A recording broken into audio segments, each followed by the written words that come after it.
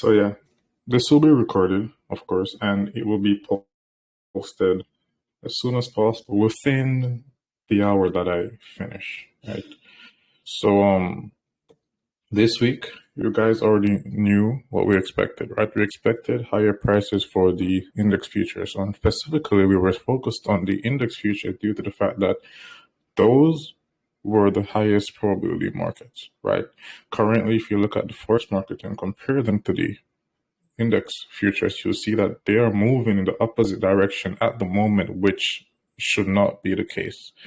But if you look at the index futures chart and compare it to the interest rate chart, you'll see that they are moving lockstep, right, in the same direction. So this is what you should expect. This is what you can expect more times than not. Whenever we don't have high impact news on Monday, Tuesday, and Wednesday, right? More specifically, whenever we have, and let me toggle this right now, whenever we have GBP and the Euro having bank holidays, right?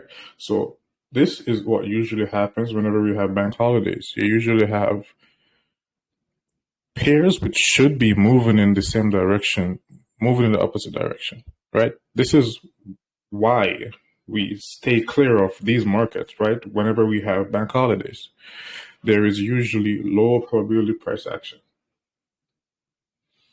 Take these off because we don't need it, right?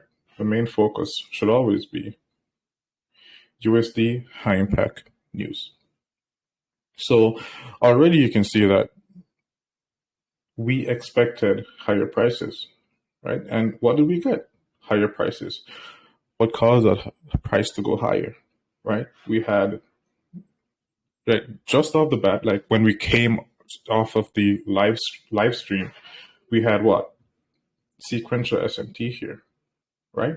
So literally we said that we expected the index futures tried to rally. And what happened? Here we had sequential SMT between London and the Asian session, whereas London took the Asian session's low, then we broke above this, the low of this specific candle, which we will talk about, in the future. Afterwards, we just kept going up for Monday, which is this right here is what you would expect 50% of the times when we have no high impact news events, right? And this is specific for the index futures market, right? After which here, right, we had price on this candle which opened at 11, which was still New York, right? Trade below the London session, which created sequential SMT. And then after this candle took this low, we rallied afterwards, right? Traded back into this candle, which was the last down close candle before we took this low. If you go down to the 50-minute time frame, which is what we use when we're referencing the daily cycle, then you will see the closures below that low, right? But for now, we'll just stay here. We rallied higher, and then here, right, and right here, we took this low. Not sure why this is blue. Right, we took the low of, well, yesterday's low, right? Today, and then we rallied higher again. Keep in mind that our drawn liquidity is higher, right? We expected higher prices, right? And that's exactly what we got. So there was literally no pullback right here when I said that we expected higher prices. If you had bought here, you'd be in profit, right? Which is not something that you should do, but yeah, just saying. So currently, right, we have symmetrical price action, and we have this high being left, which is the high of this week. So going in tomorrow, we will seek for sequential SMT in the morning session, right? That's what we will be looking for. Whenever we don't have, right, any news events again, this is the type of price action that we should expect. If it's not consolidating, it will be range, forming a large range in preparation for the news event to come, right? Hopefully that makes sense to you.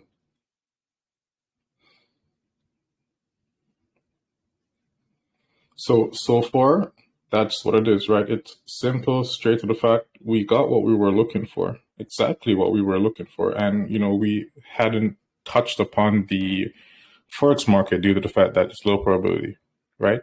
And even though this is a low probability market, you can see that the things that we talk about still works, right? It still works.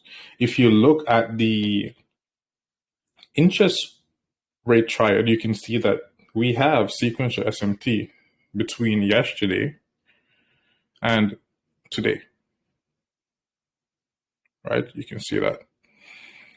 More specifically, right, the T-bond futures, even though, right, there was no, what would I say, immense rally in regards to the T-bond futures, you will see that price did not go below that low, and that the low of yesterday is what I meant. And that alone is enough to trigger a rally, which is why we got this right here. Price traded below here, then it rallied again. Also, looking at the daily time frame, you guys pretty much, you should remember this, right? What did I say in regards to the NASDAQ, right? We did not expect this fair value gap to hold. Whenever we have range price action, right? Whenever we have similar consolidation and on both sides of the marketplace, wherever you have like buy side liquidity, in the form of a consolidation and sell side liquidity in the same, the fair value gap in the middle will hold.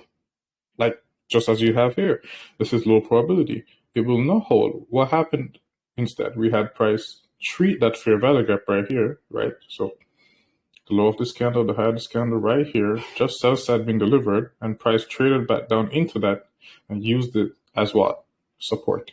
Then we went higher, as we expected, right? So when price was literally around here, we expected higher prices. When price was literally here, we expected higher prices. When this was literally here, we expected this to be drawn to these highs, which we did get. Whenever you have price action like this, right? And remember that below here, what do we have? We had sequential SMT between, and this is something for you to, open your charts and look for yourself, right?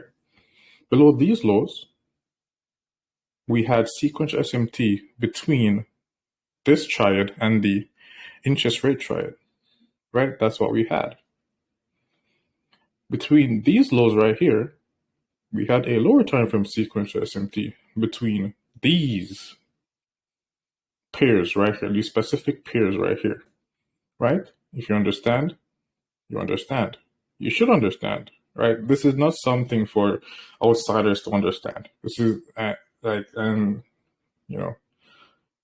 not trying to make it hard, right? I'm just trying to make, the information, what would I say, special. So here, right? And remember, this is why we expected price to not reverse, right? We don't expect price to reverse. And this is why. So below these lows, we had sequential SMT, right? Here again, here we had intermarket sequential SMT. Here we had sequential SMT.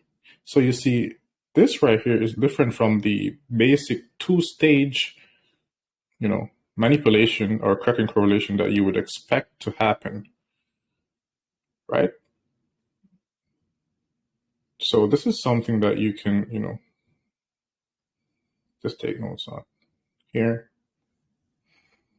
we had intermarket sequential SM, right? And here, We had what?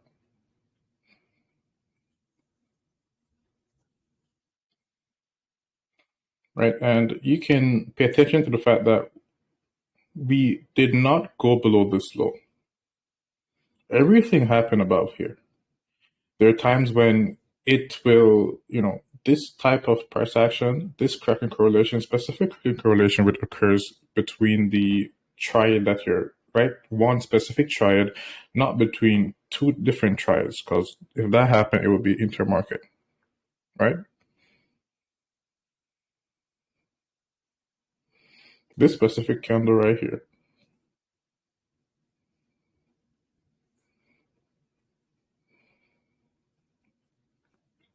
Right? Everything happened within this.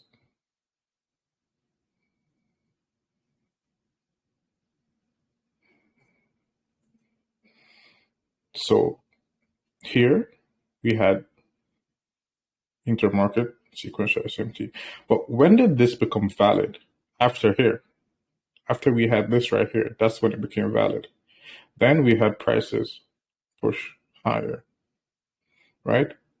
Which is why we expected higher prices around here, due to the fact that price action is not bearish, right? It's not bearish. So if anyone tried to short here or within this fair value gap, it will not hold, right? It will not hold, and this is exactly why it won't. People say, "Oh, it just failed them. I made a mistake." Well, you did make a mistake because you just don't know what you don't know, right? So this validates this right here, even though it's not even close to it. But remember, once we had this, right? Once we had one of the triads trading above the 50% and the other was not, also we had the cracking correlation down here, we could expect higher prices, right? And this alone is not, this won't just work by itself. Also, right, if we go even further out, you'll see this. Right, I'll turn the cursor on and you'll see. Here, we took this low, right? As you guys can see, this low was taken in the Dow. In the NASDAQ, it wasn't. In the S&P 500, it wasn't. What is that? A cracking correlation. Okay. What makes it more important? Remember we talked about this when we were looking at the interest rate triad, right? And I'm really happy that not everyone will, understand. We'll probably have to, go over it again. I'm happy that, if you share this right now, it'll be like nonsense to some people. So from this low to this high, and okay, before we go into that, let me just try not to, take away the fact that this low and this low and this low is very important. There was no close there. There's no close right here. Yeah, there was no close right there. Why wasn't there any close? There doesn't need to be a close right here. Why? This is a precision swing point. Right? Higher time frame precision swing points, even when it's an up close candle and in a bullish market condition after a bullish sequential SMT, what happens? It functions as how a order block should function. These lows right here, what makes them important? What makes this low important? This specific low right here. There is even a cracking correlation between this low and this low. This low right here went under these candles, right? This low went into this fair value gap. This right here was not the lowest low. This was not a swing low. This was a swing low in regards to the Dow. Look at the Dow. Look at the S&P 500. Look at the E-mini. Do you see the difference? Now look at this low right here, the long close candle. You see the difference? This was a swing low for the S&P 500. This was a swing low for the NASDAQ. And this was not a swing low for the Dow. So These lows right here, this specific low right here, this is not symmetrical. Hence, there's liquidity resting below this low. Right? This low was the lowest low of Q1 of the year. Isn't it a coincidence that we had this candle right here in regards to the Dow trade below, then form a precision swing point? Remember what we said about the wicks of the precision swing points as well.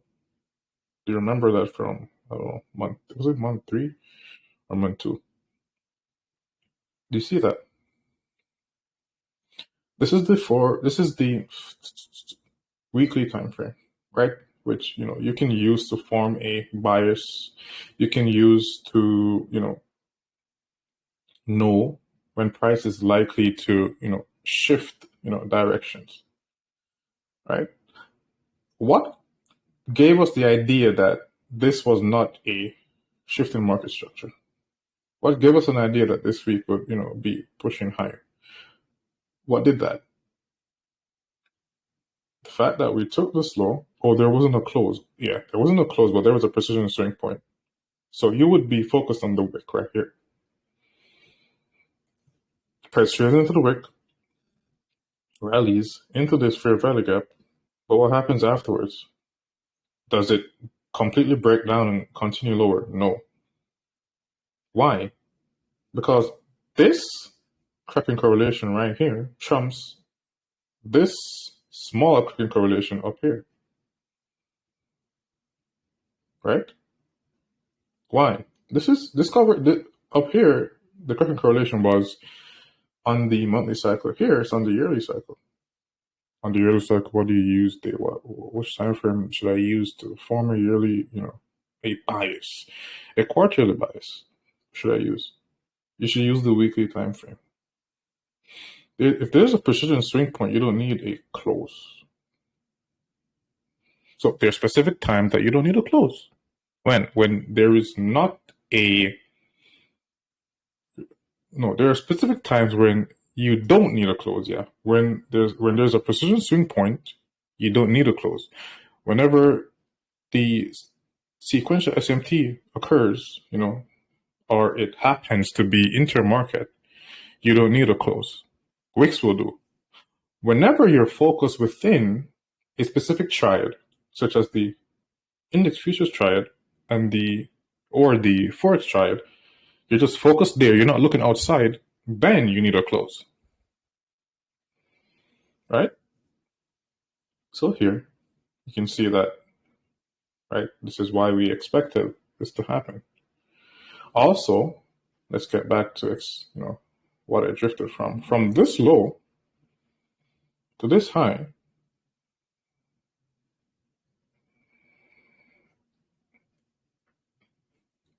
and right here,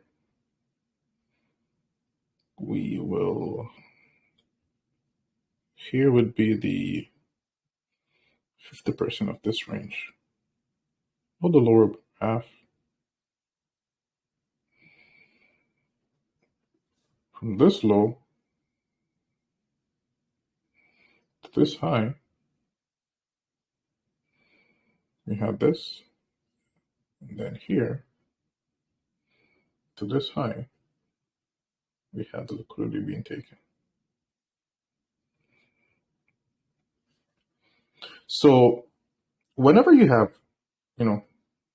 at least one, member of your triad, right, taking the low, right, this is the low of the previous quarter, right?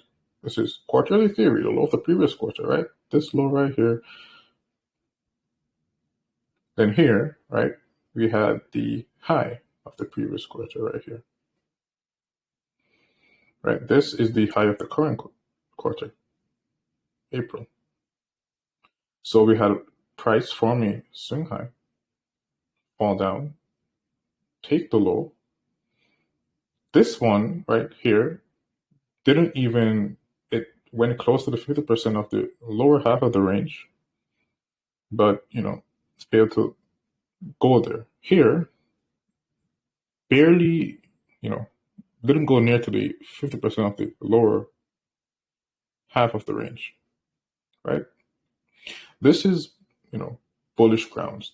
This is a bullish ground right here, right? This is not bearish.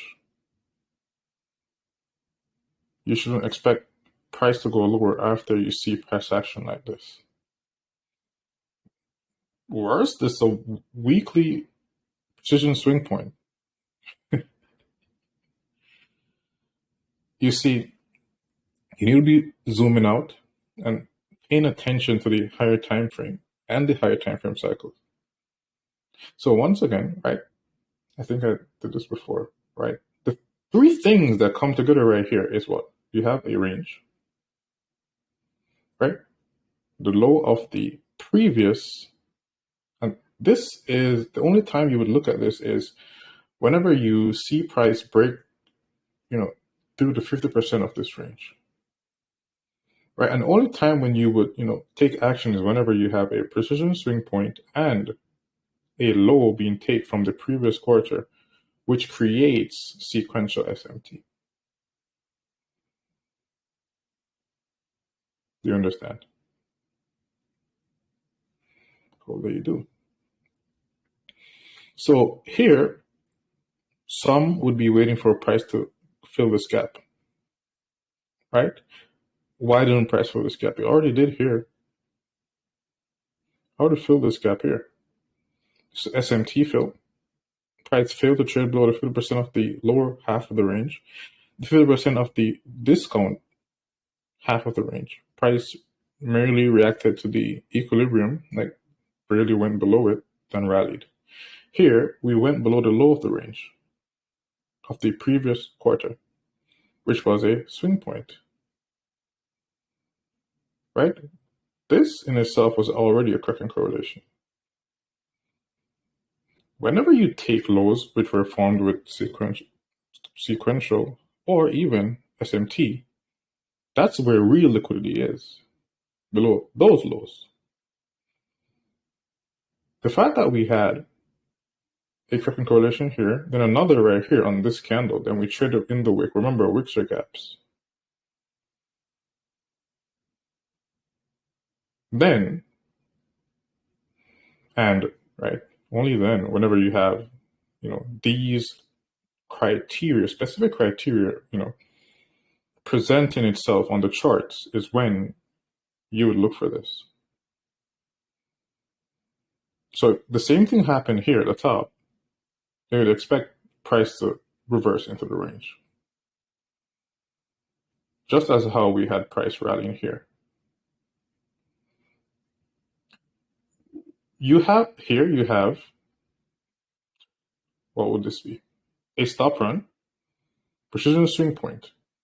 Here you have price filling this fair value gap. Then here you have a SMT fill.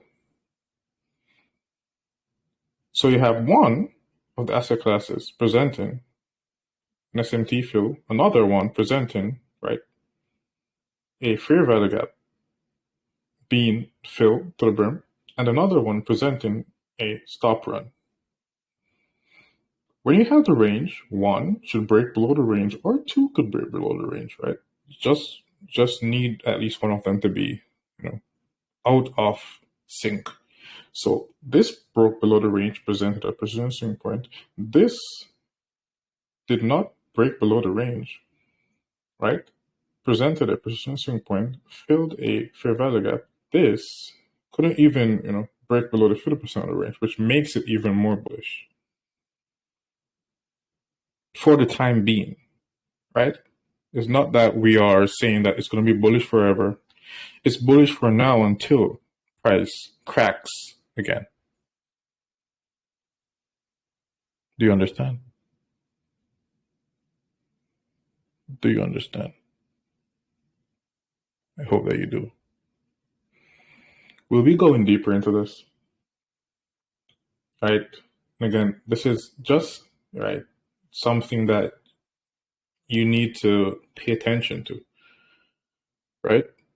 And again, don't feel like God when, if you do it 2 or 3 times and it keeps working, or you have 3 trades and you don't lose. Because you will lose eventually. Expect it. Appreciate it. Learn from it.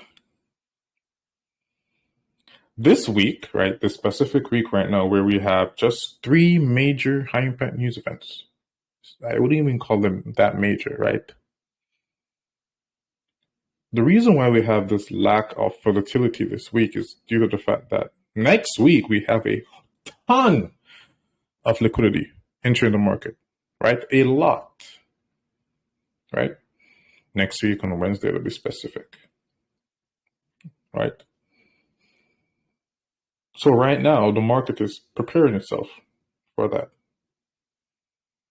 right? It needs to bore us before that. But even when it's trying to bore us, we have an idea of what to expect, right?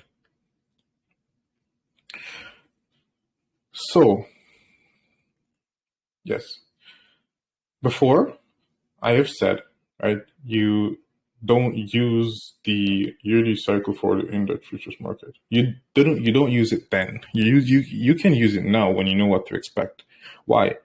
Because you need more factors to come together, right? You can't just simply look for sequential SMT. You have to look for sequential SMT, a precision swing point, and using the ranges as how you see me using them right here. You have to know what the interest rate triads are, right? And it's not your typical, AMDXX. No. That erase that. Erase that from your mind. That's level 0. That is nothing, right? That is literally nothing. And this is why, right? Previously I said you don't want to apply this because the knowledge that you had then was just that. Knowledge that you had then was, okay, I'm just going to look for A, M, D. No. That right there won't work with this. But when you apply everything else that you know to the charts, then you can use it. Right? Do you understand? You don't need AMDXA. No, you don't even need that. You know what to look for. Okay. And which cycle is the best? And which day is the best? The best day is when? Have you realized? It's Thursday. Why? Thursday is made for reversals. Thursday is the best day. Thursday is usually the best day. Right? Have you realized?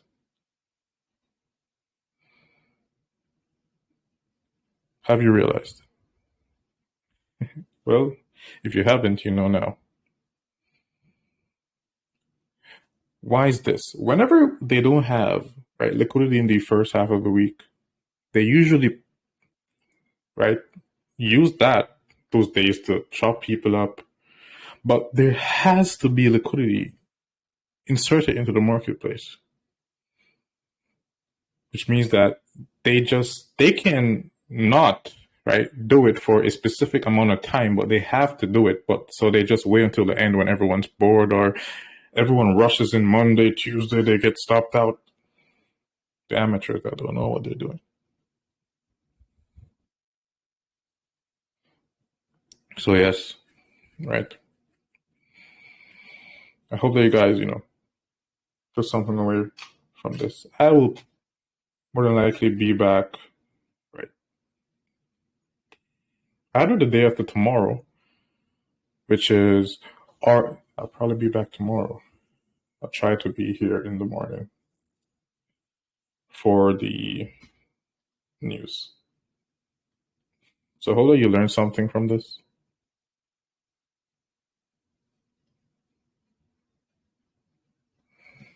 And yeah, have a wonderful day.